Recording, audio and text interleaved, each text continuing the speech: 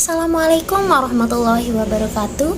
Hai teman-teman, berjumpa lagi dengan saya Juna Fajratus Saidah. Nah, di video kali ini kita akan belajar bersama-sama bagaimana sih konsep dari evaluasi pembelajaran. Pasti kalian bertanya-tanya, kenapa sih saya membuat video ini?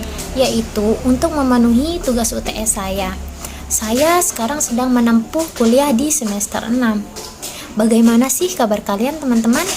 Semoga kalian sehat semua ya. Jangan lupa subscribe, like, and komennya ya. Check it out. Nah, kalian tahu tidak apa itu evaluasi pembelajaran? Evaluasi pembelajaran adalah proses untuk mendapatkan data dan informasi yang diperlukan dalam menentukan sejauh mana dan bagaimana pembelajaran yang telah berjalan agar dapat membuat penilaian. Nah, dan perbaikan yang dibutuhkan untuk memaksimalkan hasilnya. Itu sedikit penjelasan tentang evaluasi pembelajaran. Selanjutnya kita masuk ke konsep asesmen, pengukuran, penilaian, dan evaluasi. Konsep yang pertama yaitu asesmen. Asesmen adalah upaya untuk mendapatkan data atau informasi dari proses dan hasil pembelajaran untuk mengetahui seberapa baik kinerja mahasiswa di kelas atau program studi dibandingkan terhadap tujuan. Konsep yang kedua yaitu pengukuran. Nah, pengukuran menurut Cheng Alcie tahun 1995, yang dimaksud dengan pengukuran atau measurement adalah suatu proses pengumpulan data melalui pengamatan empiris untuk mengumpulkan informasi yang relevan dengan tujuan yang telah ditentukan. Misalnya, dalam hal ini, pendidik menaksir prestasi siswa dengan membaca atau mengamati apa saja yang dilakukan siswa, mengamati kinerja mereka, mendengar apa yang mereka katakan, dan menggunakan indera mereka seperti melihat, mendengar, menyentuh, dan mencium dan merasakan. Nah, konsep yang ketiga yaitu penilaian. Penilaian menurut Firman tahun 2000, penilaian merupakan proses penentuan informasi yang dilakukan serta penggunaan informasi tersebut untuk melakukan pertimbangan sebelum keputusan. Suatu proses untuk mengambil keputusan dengan menggunakan informasi yang diperoleh melalui pengukuran hasil belajar, baik menggunakan tes dan non-tes. Hasil penilaian dapat berupa nilai kualitatif dan nilai kuantitatif. Nah, konsep yang terakhir yaitu evaluasi, dipahami sebagai sebuah kegiatan dalam rangka mengumpulkan informasi terhadap suatu objek. Evaluasi tidak hanya dijadikan sebagai alat atau kegiatan penilaian suatu objek, namun evaluasi dapat digunakan sebagai alat untuk memperbaiki suatu program. Jadi, evaluasi pembelajaran adalah proses mengumpulkan, menganalisis, dan menginterpretasi informasi secara sistematis untuk menetapkan ketercapaian dan tujuan pembelajaran. Topik yang kedua yaitu tentang taksonomi tujuan pembelajaran Bloom dan taksonomi Anderson dan Krathwohl. Taksonomi Bloom dikembangkan pada tahun 1956 oleh Benjamin S. Bloom, seorang psikolog bidang pendidikan. Benjamin S. Bloom sangat populer di kalangan pendidikan dengan taksonominya yang biasa disebut dengan nama taksonomi Bloom. Konsep ini mengklasifikasikan tujuan pendidikan dalam 3 ranah yaitu kognitif, efektif, dan psikomotorik. Bloom merupakan struktur hierarki yang berguna untuk mengidentifikasi keterampilan berpikir dari jenjang yang rendah hingga jenjang yang tinggi. Kemudian, Anderson dan Krathwohl menyempurnakan taksonomi Bloom. Model yang telah disempurnakan dikenal dengan nama taksonomi Anderson. Model taksonomi Bloom merupakan salah satu pengembangan teori kognitif yang biasa sering dikaitkan dengan persoalan dalam merumuskan tujuan pembelajaran dan standar masalah evaluasi atau pengukuran hasil belajar sebagai pengembangan sebuah kurikulum. Taksonomi Majskar kognitif awalnya terdiri dari 6 tingkatan kognitif yaitu pengetahuan, pemahaman, aplikasi, analisis, sintesis, dan evaluasi. Anderson dan Krathwohl lalu merevisinya dari 1 dimensi menjadi 2 dimensi, yaitu dimensi proses kognitif dan dimensi pengetahuan. Dimensi proses kognitif merupakan hasil revisi dari taksonomi Bloom ranah kognitif. Anderson mengklasifikasikan proses kognitif menjadi 6 kategori, yaitu ingatan, pemahaman, aplikasi, analisis, evaluasi, dan kreativitas.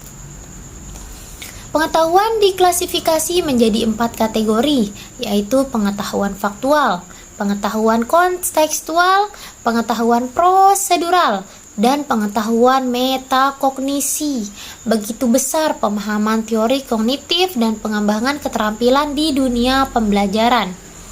Anderson dan Krathwohl sendiri mengakui bahwa hasil revisinya merupakan kontribusi dari kemajuan kognitif teori. Namun, yang sangat menarik dari kasus revisi taksonomi tersebut adalah Anderson dan Krathwohl ingin lebih menampakkan atau mempertegas dimensi proses menjadi prinsip teori kognitif, yaitu bagaimana sebuah pengetahuan itu diproses dalam otak manusia. Selain itu, keduanya juga lebih memperinci dan mengklasifikasikan pengetahuan dalam beberapa tipe. Disinilah interkoneksi antara dua dimensi tersebut bersinergi dan dalam posisi tertentu akan mengidentifikasi kerumitan tertentu pula dalam proses maupun dalam jenis pengetahuannya. Nah, konsep yang ketiga yaitu Higher Order Thinking Skills atau biasa disebut HOTS adalah kemampuan berpikir dengan level tertinggi yang terdiri dari menganalisis, mengevaluasi, dan mencipta. Nah, HOTS terbagi menjadi beberapa jenis. Nah, jenis HOTS didasarkan pada tujuan pembelajaran di kelas, terdiri dari 3 kategori, seperti yang disampaikan oleh Burkhardt. Nah, yang pertama yaitu TOES that define higher order thinking skills in terms of transfer. Nah, yang kedua yaitu TOES that define it in terms of critical thinking. Dan yang ketiga yaitu TOES that define it in terms of problem solving. Nah, HOTS sebagai transfer didefinisikan sebagai keterampilan untuk mengaplikasikan pengetahuan dan keterampilan yang sudah dikembangkan dalam pembelajaran pada konteks HOTS yang baru. Nah, HOTS sebagai transfer mencakup keterampilan menganalisis atau analyzing, mengevaluasi atau evaluating, dan mencipta atau creating. Topik yang kelima yaitu pengembangan instrumen tes. Agar dihasilkan instrumen yang valid dan berkualitas, terdapat langkah-langkah pengembangan sebagai berikut. Yang pertama yaitu menentukan tujuan. Nah, tujuan yang ditentukan dalam hal ini mempunyai 2 dimensi, yaitu yang pertama tujuan pembelajaran yang diukur dan dinilai. Dimensi pertama ini merujuk pada berbagai macam ranah dan subranah. Nah, yang menjadi tujuan pembelajaran selama jangka waktu tertentu. Nah, yang kedua yaitu tujuan dilaksanakannya evaluasi atau evaluator harus mengetahui tujuan evaluasinya secara jelas. Misalnya, apakah untuk formatif, diagnostis, seleksi, ataukah sumatif. Nah, pengembangan spesifik instrumen setelah tujuan ditentukan dengan jelas. Langkah berikutnya adalah mengembangkan spesifik instrumen. Dalam tujuan utama mengembangkan spesifik ini, sebagaimana dijelaskan oleh Grunwald atau Lin, adalah top profit assurance that a classroom test will measure a representative sample of instructionally relevant text. Salah satu alat yang dapat dipakai untuk kepentingan ini adalah pembuatan kisi-kisi tes atau instrumen, atau juga disebut tabel spesifikasi atau test blueprint. Nah, dalam kisi-kisi ini dibuat untuk merumuskan setepat mungkin ruang lingkup dan tekanan tes dan bagian-bagiannya, sehingga perumusan tersebut dapat menjadi petunjuk yang efektif bagi si penyusun tes ini. Nah, langkah-langkah pembuatan kisi-kisi tes ini kita akan lihat. Nah, yang pertama yaitu tentukanlah jumlah butir yang akan dibuat dalam satu tes. Nah, yang kedua yaitu buatlah tabel atau kolom matriks 2 arah, kolom kemampuan berpikir dan baris untuk pokok bahasan. Nah, yang ketiga yaitu distribusikanlah butir-butir tes tersebut ke dalam baris atau kolom secara proporsional dengan mempertimbangkan karakteristik bidang studi dan fokus serta urgensi pokok bahasan atau kemampuan berpikir tertentu dalam penelitian ini. Nah, yang ketiga yaitu memilih jenis dan tipe instrumen. Nah, dalam memilih jenis dan tipe instrumen ini yang dapat dipakai dalam pengukuran dan penilaian pendidikan memang sangat beragam. Tetapi, pemilihan jenis dalam tipe instrumen ini harus dilakukan dengan hati-hati, sehingga tujuan evaluasi dapat dicapai dengan baik dan tepat. Karena itu, pertimbangkanlah berikut ini perlu diperhatikan. Misalnya, dalam tujuan pembelajaran, apa sajakah yang akan dicakup untuk dijadikan objek pengukuran? Nah, yang kedua, pendekatan apa yang digunakan dalam scoring dan sejauh manakah objektivitas diperlukan dalam scoring itu? Nah, yang ketiga yaitu bagaimana penyelenggara dan pelaksanaan pengukuran atau administrasi akan dilakukan. Nah, yang keempat yaitu bagaimanakah dan format apakah yang akan dipilih dalam proses pengadaan instrumen ini. Nah, selanjutnya yaitu mempersiapkan kisi-kisi instrumen. Nah, dalam mempersiapkan kisi-kisi dan instrumen ini Anda membuat instrumen pengukuran bukanlah pekerjaan yang ringan, namun bahkan membutuhkan berbagai kombinasi kemampuan khusus. Dalam hal ini, menurut Sumadi nih, yang dapat saya kutip, untuk dapat melakukan tugas ini dengan baik ada 5 kemampuan khusus yang harus dimiliki. Nah, dengar nih, yang pertama yaitu penguasaan materi yang dites atau yang diukur. Yang kedua yaitu kesadaran mengenai tata nilai yang mendasari pendidikannya. Nah, yang ketiga itu yaitu pemahaman tentang karakteristik peserta didik yang diukur. Dan yang keempat yaitu kemampuan membahasakan atau gagasan. Nah, yang kelima yaitu penguasaan teknik penulisan instrumen. Dalam penguasaan teknik penulisan juga harus tepat. Nah, yang kelima yaitu instrumen yang sudah disusun perlu diuji cobakan untuk diperbaiki. Jangan asal membuat tapi tidak diuji coba, apalagi direvisi lagi. Nah, selanjutnya yaitu direvisi agar supaya kualitasnya semakin baik. Semakin banyak frekuensi uji coba dan revisinya semakin bagus kualitas instrumen yang dikembangkan itu.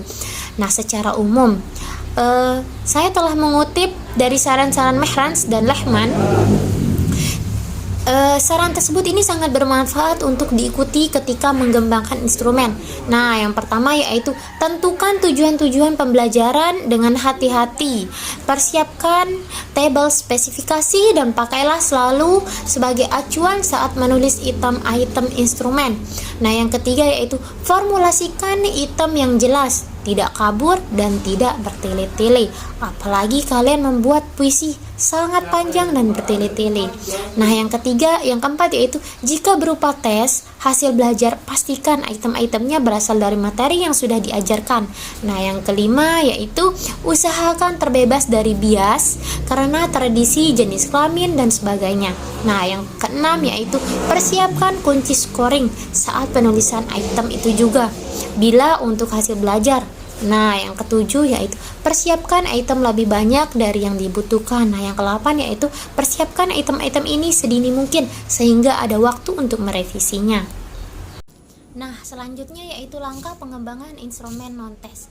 Seperti halnya pengembangan instrumen tes, pengembangan instrumen non-tes juga memiliki langkah-langkah yang harus diikuti, yaitu menentukan spesifikasi instrumen, menulis instrumen, menentukan skala instrumen, menentukan sistem penskoran, menelaah instrumen, merakit instrumen, melakukan uji coba, menganalisis hasil uji coba, memperbaiki instrumen, melaksanakan pengukuran, dan menafsirkan hasil pengukuran. Nah, yang pertama yaitu spesifikasi instrumen. Spesifikasi instrumen terdiri atas tujuan dan kisi-kisi instrumen. Tujuan pengembangan instrumen non-tes sangat tergantung pada data yang akan dihimpun. Instrumen non-tes mencakup efektif dan psikomotorik. Ditinjau dari tujuannya, instrumen ranah efektif dibedakan menjadi 5, yaitu instrumen sikap, minat, konsep diri, nilai, dan moral. Ada 4 hal yang perlu diperhatikan ketika menyusun spesifikasi instrumen, yaitu tujuan pengukuran, kisi-kisi instrumen, bentuk dan format instrumen, dan panjang instrumen. Nah, selanjutnya yaitu menulis instrumen. Instrumen disusun berdasarkan kisi-kisi yang telah dibuat. Instrumen dapat berbentuk pernyataan atau pertanyaan. Kaidah yang perlu diperhatikan ketika menulis butir instrumen adalah yang pertama, hindari kalimat yang mengandung banyak interpretasi, rumusan pernyataan atau pertanyaan yang singkat. Satu pernyataan yang mengandung satu pemikiran yang lengkap. Pernyataan dirumuskan dengan kalimat sederhana, hindari penggunaan kata-kata selalu, semua, tidak pernah, dan sejenisnya.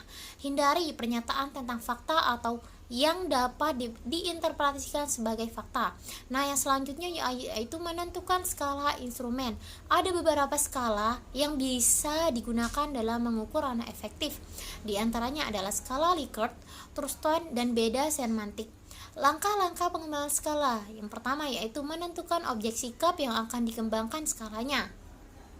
Menyusun kisi-kisi instrumen atau skala sikap. Yang selanjutnya menulis butir pernyataan, melengkapi butir pernyataan dengan skala sikap, bisa genap ataupun ganjil. Nah, selanjutnya itu sistem penskoran. Sistem penskoran yang digunakan tergantung pada skala yang digunakan. Misalnya, apabila digunakan skala Thurston, maka skor tertinggi tiap butir adalah 7 dan yang terendah adalah 1. Selanjutnya dilakukan analisis tingkat siswa dan tingkat kelas, yaitu dengan mencari rata dan simpang baku skor. Hasil analisis digunakan untuk menafsirkan ranah efektif dari setiap siswa dan kelas terhadap suatu objek. Hasil tafsiran perlu ditinjak lanjuti oleh guru dengan melakukan perbaikan-perbaikan. Nah, seperti perbaikan metode pembelajaran, penggunaan alat, peraga, dan lain-lain.